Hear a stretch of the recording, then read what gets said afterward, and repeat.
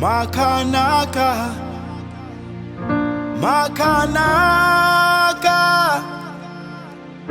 Makanaka, Ponesi, Makanaka,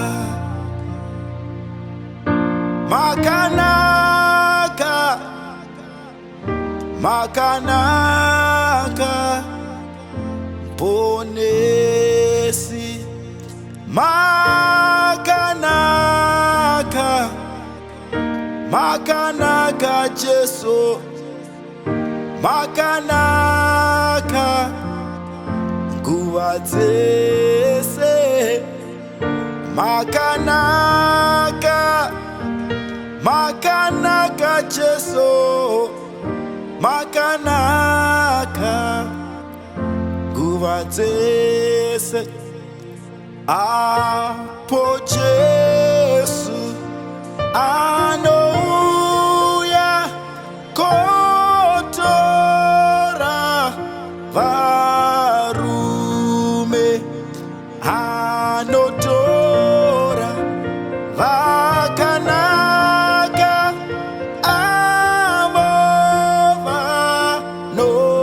vanomuda, vanhu vake vatsvene, vasina chitema, vanoenda kudenga kogara naJesu. Apo Jesu anouya kotora vakadzi, anotora vakanaka, avo vanomuda, vanhu vake vatsvene, vasina chitema, vanoenda kudenga kogara naJesu. Apo Jesu anouya kotora vacheche, anotora vakanaka, avo vanomuda, vanhu vake vatsvene, vasina chitema, vanoenda kudenga kogara naJesu.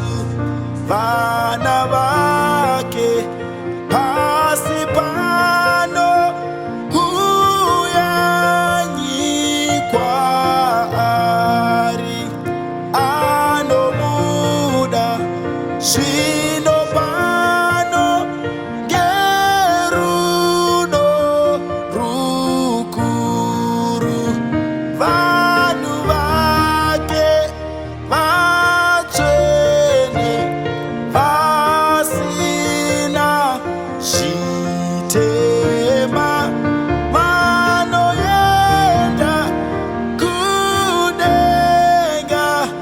kogara naJesu. Ngatiedze misi yese kufadza Ponesi, tizotorwa ndiye Jesu kudenga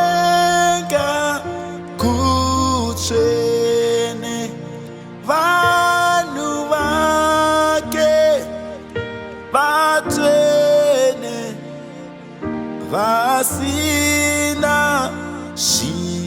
Sitema vanoenda